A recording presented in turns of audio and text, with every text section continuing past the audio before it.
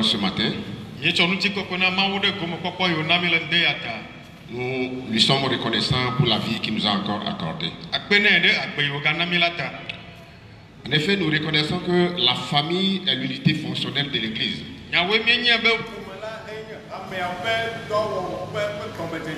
Que c'est dans les foyers que se prennent toutes les décisions, bonnes ou mauvaises.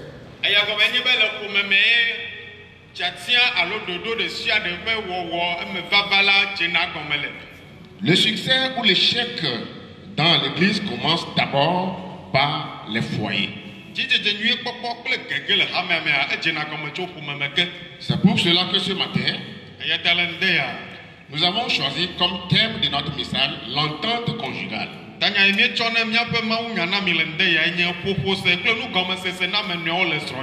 notre lecture de base se trouve dans Éphésiens chapitre 5 verset 22 à 27.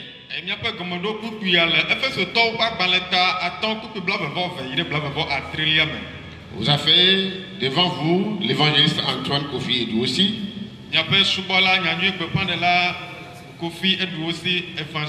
Interprété par le frère Dobé Daniel. Dans Éphésiens chapitre 5 verset 22 à 27, nous lisons ce qui suit. Femmes, soyez soumises à vos maris comme au Seigneur, car le mari est le chef de la femme, comme Christ est le chef de l'Église qui est son corps et dont il est le sauveur. Or, de même que l'Église est soumise à Christ, les femmes aussi doivent l'être à leur mari en toutes choses. Le verset 27 dit: Marie, aimez vos femmes comme Christ a aimé l'Église et s'est livré lui-même à elle, afin de la sanctifier par la parole, après l'avoir purifiée par le baptême d'eau, afin de faire paraître devant lui cette Église glorieuse, sans tache ni ride, ni rien de semblable, mais sainte et irrépréhensible. Amen. Amen.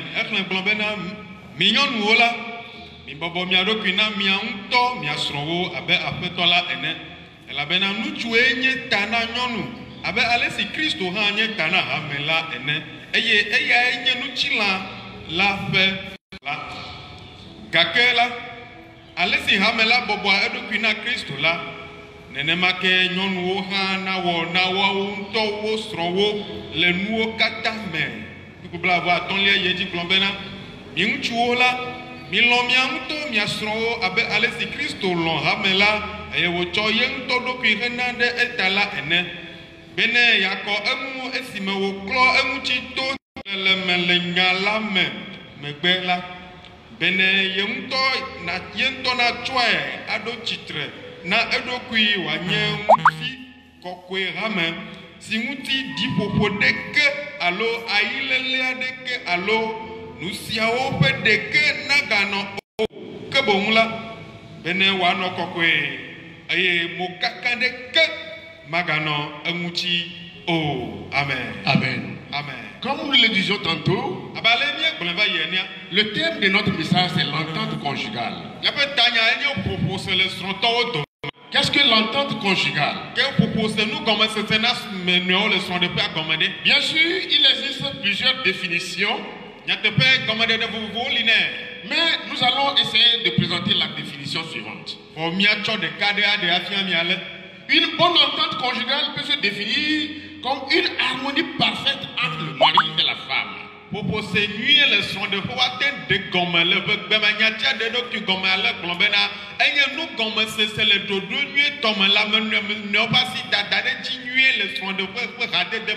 De sorte que les deux personnes forment une même chair.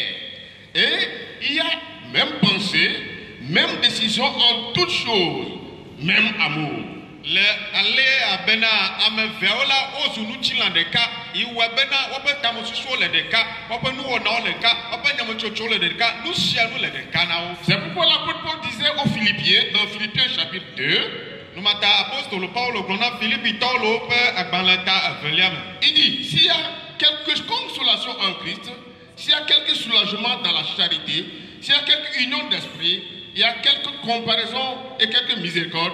Rendez mangeable parfaite, ayant un même sentiment, un même amour, une même âme, une même pensée. Eh bien, nous avons dit tout fafaneli. Il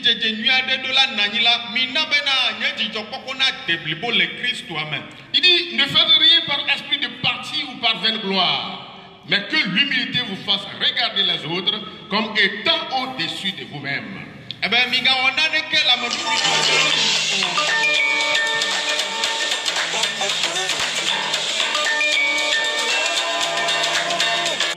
et il termine pour dire que chacun, au lieu de considérer ses propres intérêts, considère aussi ceux des autres.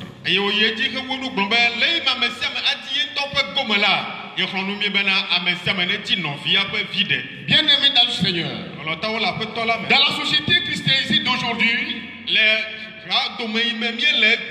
la prétendue libéralisation des mœurs actuelles a pour résultat alarmant un abandon grandissant des valeurs morales que Dieu nous a données.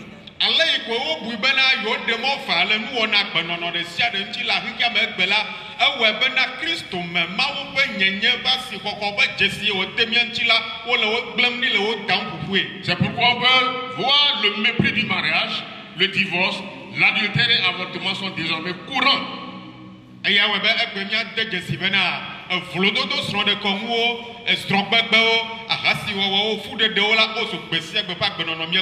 On y fait guère attention. Nous sommes devenus une société meurtrière et d'adultère et cela nous dérange à peine.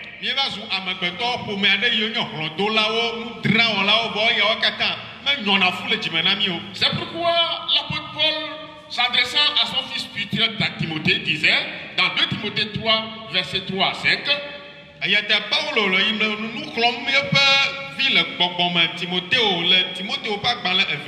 d'abord le premier verset dit, dans les derniers jours, il y aura des temps difficiles où les hommes seront sans affection naturelle.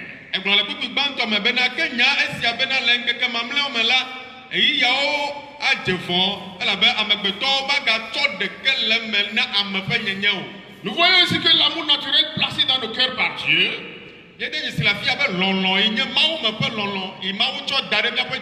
est profané et la conséquence en est l'égoïsme caractéristique.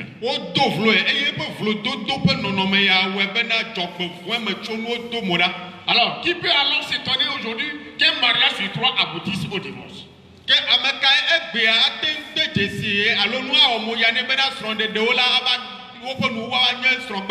Même certains mariages existent certes encore, n'existent que sur le papier.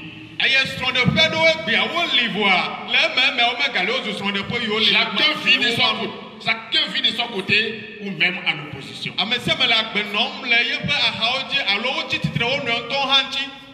Donc, pour qu'un foyer puisse réussir et être heureux, il faut des règles à suivre. Sans cela, il n'y aura jamais l'entente conjugale. C'est pourquoi dans ce message, nous allons essayer de parler de quelques-uns de ces éléments. D'abord, nous allons voir la soumission. Dans notre lecture de base, il est dit, femmes, soyez soumises à vos maris comme au Seigneur. Mais beaucoup de femmes aujourd'hui sont allergiques à ces versets. Elles essaient de se plier même avec le cœur troublé. Elles n'arrivent pas à comprendre pourquoi le Seigneur leur demande de se soumettre à leur mari. Mais ce que nous devons comprendre, c'est que l'Église est soumise à Jésus-Christ.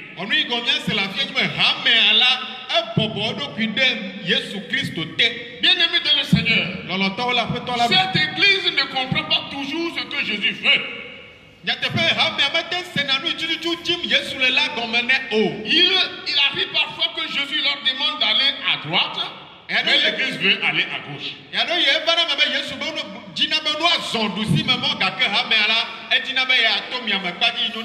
ne comprend pas pourquoi Jésus veut qu'elle aille à droite, mais par soumission à l'Église, elle va à droite. Ome senanu itae Yesu jibo na ide dusi megojo vole bobo nyenye na Yesu ta. Elle est soumise à Jésus car elle aime Jésus qu'elle considère comme son Seigneur. C'est une soumission volontaire et non forcée.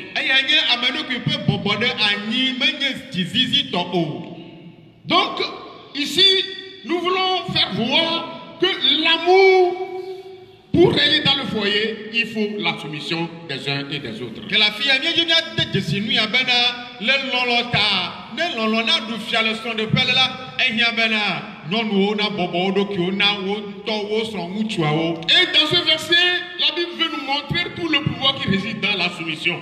Et le couple ya la Bible a dit bien de sinou sans il le bobo nyenye do menami. Une femme pour pouvoir changer son mari, elle n'a même pas besoin de lui prêcher l'évangile. Son silence et son attitude pieuse conduira son mari à l'obéissance à Christ. Dans la vie de son mari, et ceci sans parole, la femme peut changer son mari. C'est pour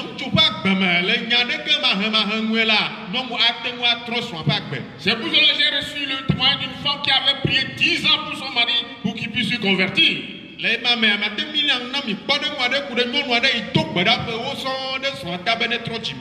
le mari ne s'est jamais converti. Un jour, quand il a rencontré le pasteur de sa femme, il a dit: ma femme prie pour que je me convertisse. Je ne peux pas, quand je vois son caractère à la maison.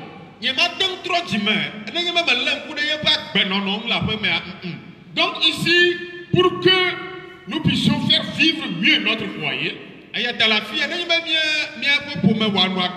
il faut la soumission de la femme. Et c'est ce qui va amener à l'entente conjugale. De l'autre côté, le Seigneur Jésus s'adressant aux hommes dit: vous mari, aimez votre femme comme Christ aime l'Église. L'amour. Qu'est-ce que l'amour? Nous savons que Jésus-Christ aime l'Église en dépit des faiblesses de l'Église. Oui, quand l'Église tombe dans le péché, Jésus le relève. Jésus est toujours prêt à pardonner. Jésus n'a pas attendu que l'Église soit meilleure ou parfaite avant de sacrifier son corps. Jésus n'a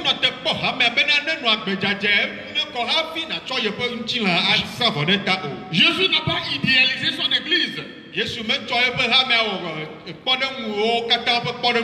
même que certaines fois, il ne peut pas compter sur elle. C'est comme le jour où ses disciples même l'ont abandonné. Mais en dépit de tout cela, Jésus aime toujours son Église. C'est pour elle qu'il a été mis à mort.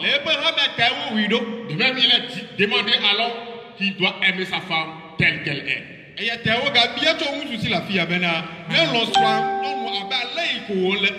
sans amour, on ne peut rien faire. C'est l'élément de base fondamental, l'élément pour la vie du foyer.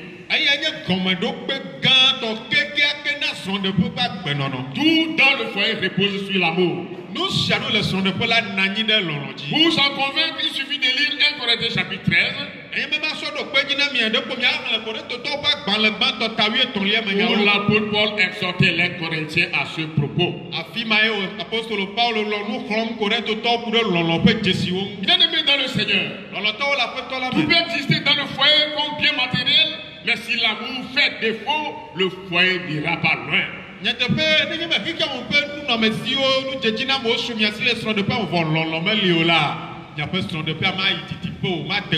C'est l'amour qui nous permet de nous supporter l'un l'autre. Car l'amour supporte tout. C'est l'amour qui nous permet de nous pardonner réciproquement. Car l'amour pardonne tout. L'amour est patient. L'amour rend service. L'amour ne fait pas le mal de l'autre. L'amour n'est pas jaloux. L'amour ne soupçonne pas le mal. Il ne cherche pas son intérêt. L'amour ne se met pas en colère. Et il ne se souvient pas du mal. L'amour espère tout et croit en toutes choses et supporte tout. Voilà pourquoi il faut l'amour dans le foyer. C'est l'amour qui nous permet de surmonter toutes les incompréhensions entre l'homme et la femme.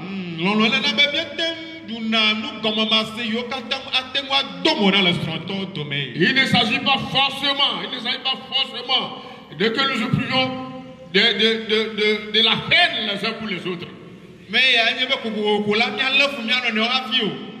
C'est quelque chose de très sérieux. C'est tellement sérieux que le livre de Cantique des Cantiques nous a dit de ne pas réveiller l'amour.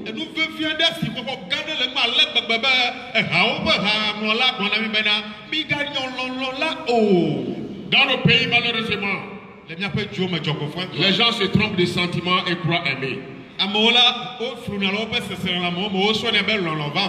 Autant leur amour s'enflamme au début, il se marie rapidement et quelques jours après, c'est le divorce qui suit. Voilà pourquoi aujourd'hui, 4 mariages, 3 finissent par un divorce.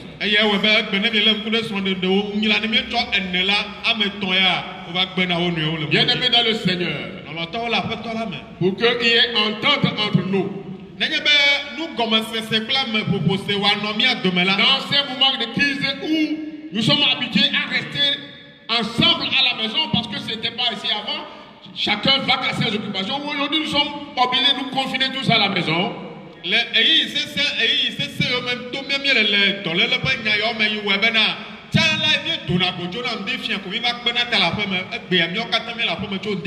Nous devons mettre tous ces points en pratique.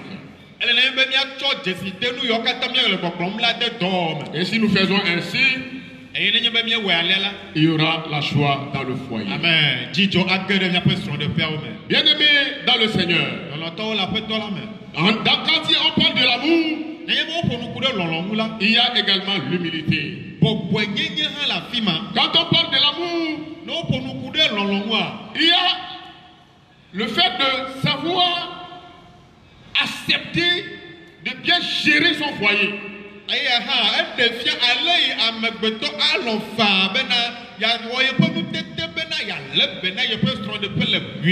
Quand on parle de l'amour, on parle de la communion et la confiance entre les époux.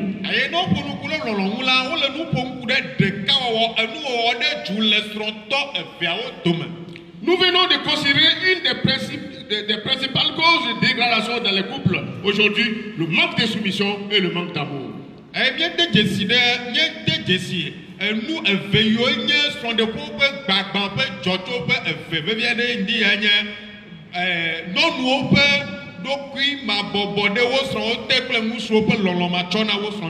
Bien-aimés dans le Seigneur, la mauvaise habitude de dissimuler entre époux influencera fâcheusement les enfants.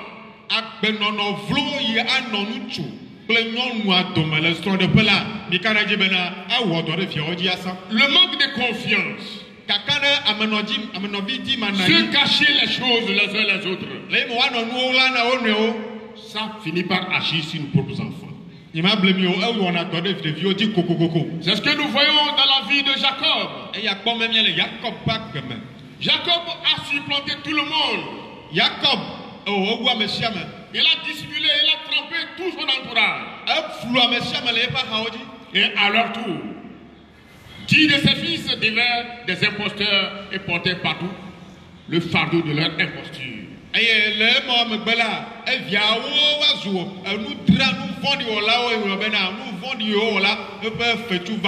Mais ce matin, nous allons voir une famille pieuse qui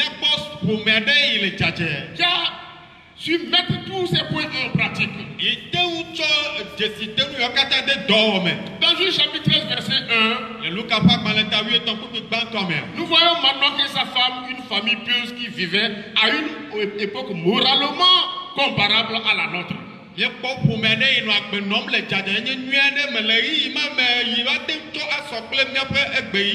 C'est tout comme aujourd'hui. La Bible dit, et les filles d'Israël firent de nouveau ce qui est mauvais aux yeux de l'Éternel.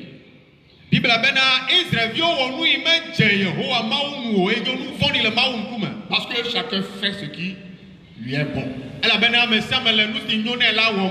Mais lorsque chacun fait ce qui est bon à ses propres yeux,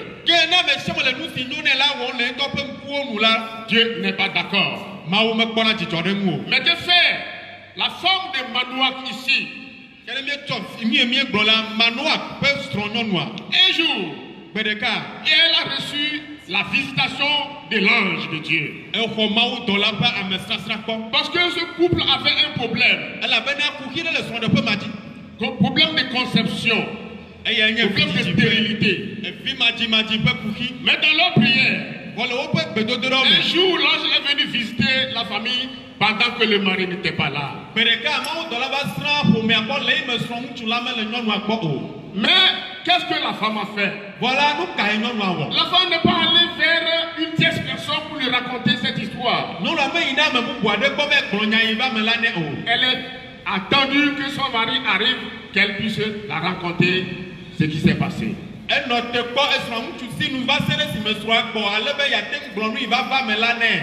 Cela prouve que cette femme a pleine confiance en son mari. Généreux sont les épouses qui peuvent se confier entièrement à leur mari, avec lequel elle peut tout partager. En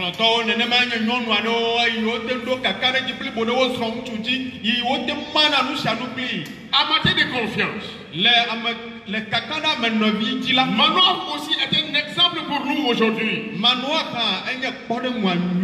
Que fait-il? Que fait-il? Il se tourne vers Dieu et prie. Il met ainsi en évidence la relation habituelle qu'il vit avec son Dieu. La fille a été décidée.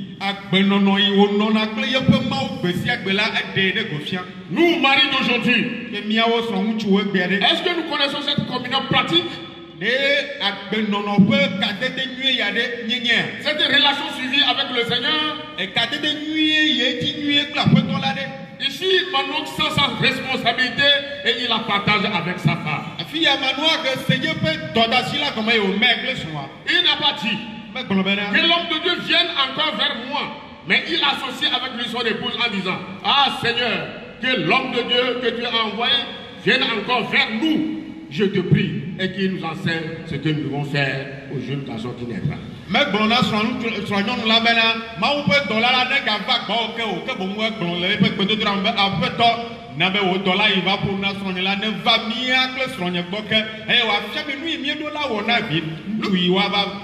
Nous trouvons ici l'harmonie dans le couple relativement à l'éducation des enfants.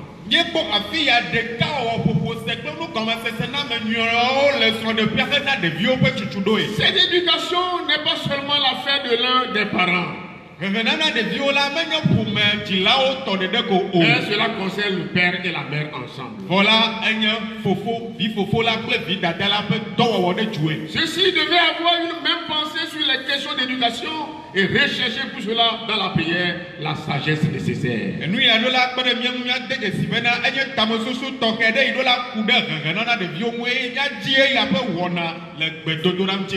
À cet égard, Isaac et Rebecca sont pour nous un sérieux avertissement. La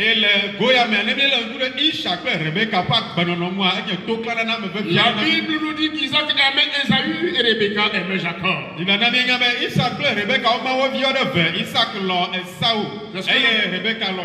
C'est ce que nous voyons dans Genèse chapitre 25, verset 28. Il n'aurait pas dû en être ainsi. Ces préférences et désaccords dans le foyer eurent des conséquences humiliantes.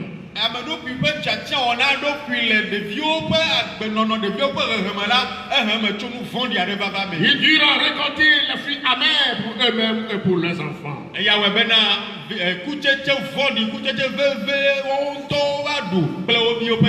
C'est pourquoi nous, en tant que parents, nous devons reconnaître que notre conduite marque et détermine dans une large mesure celle de nos enfants.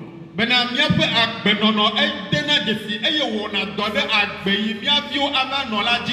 elle est selon la pensée de la chair, nos enfants vont éprouver les conséquences un jour. Parce qu'ils nous observent. Ils tireront de notre comportement des conclusions pour eux-mêmes. Pour le bien comme pour le mal. L'obéissance des parents à la parole introduit la bénédiction de Dieu sur toute la famille. Certes, nous dépendons de la grâce du Seigneur. Mais elle ne nous dégage pas en rien de notre responsabilité d'être des exemples d'obéissance pour nos enfants.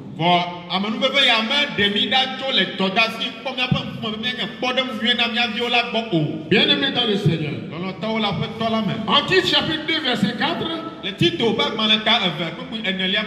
est donné aux jeunes femmes d'exhorter les autres femmes pour qu'elles puissent vivre pieusement dans leur foyer.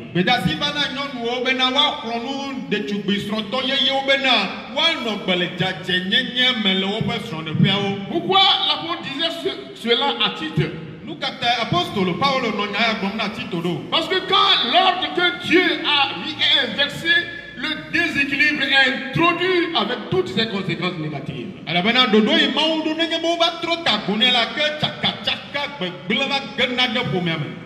Manoach et sa femme ont monté la promptitude à obéir à la parole de Dieu, et c'est là le secret d'une vie de famille bénie.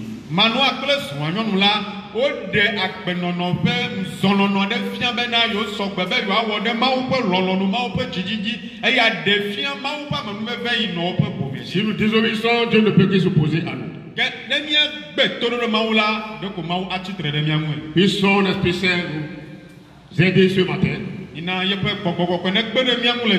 à mettre ces paroles en pratique. Donc pour conclure, je voulais dire que pour vivre un couple heureux, un couple qui vit dans une entente harmonieuse, la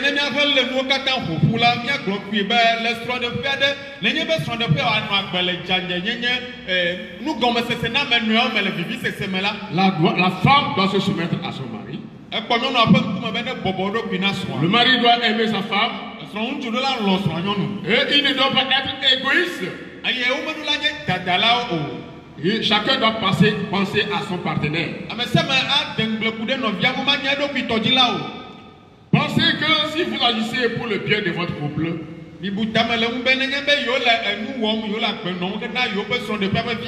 vous serez récompensé par une harmonie dans votre relation amoureuse qui vous apportera de joie et de satisfaction personnelle. Amen.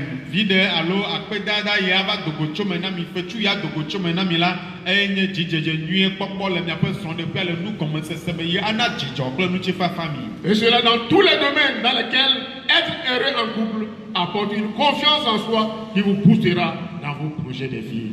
Amen.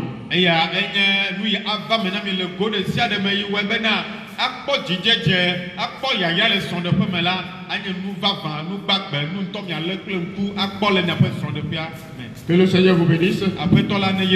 Nous allons prier. Dieu d'amour et de grâce, merci pour ta parole à tes enfants ce matin.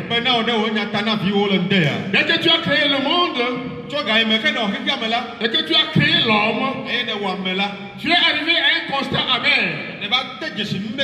Et tu as dit il n'est pas bon que l'homme soit seul. Je lui ferai une aide semblable. Mais aujourd'hui, c'est la guerre dans les foyers. C'est la guerre dans les couples. Mais ce matin, je prie au nom de Jésus qu'à travers cette parole, que ceux qui vont l'écouter puissent puisse tourner vers ces paroles afin qu'ils puissent régner une bonne entente pour leur propre bénédiction et la suivi de leurs enfants. Béni sois-tu, Seigneur, pour l'amour que tu as pour ton église. Comme tu l'as toujours aimé. Je prie en faveur de cette église. En faveur de cette église. Permets à ton église de vivre dans l'unité totale. Pour la gloire de ton nom. Au nom de Jésus. Amen. Amen.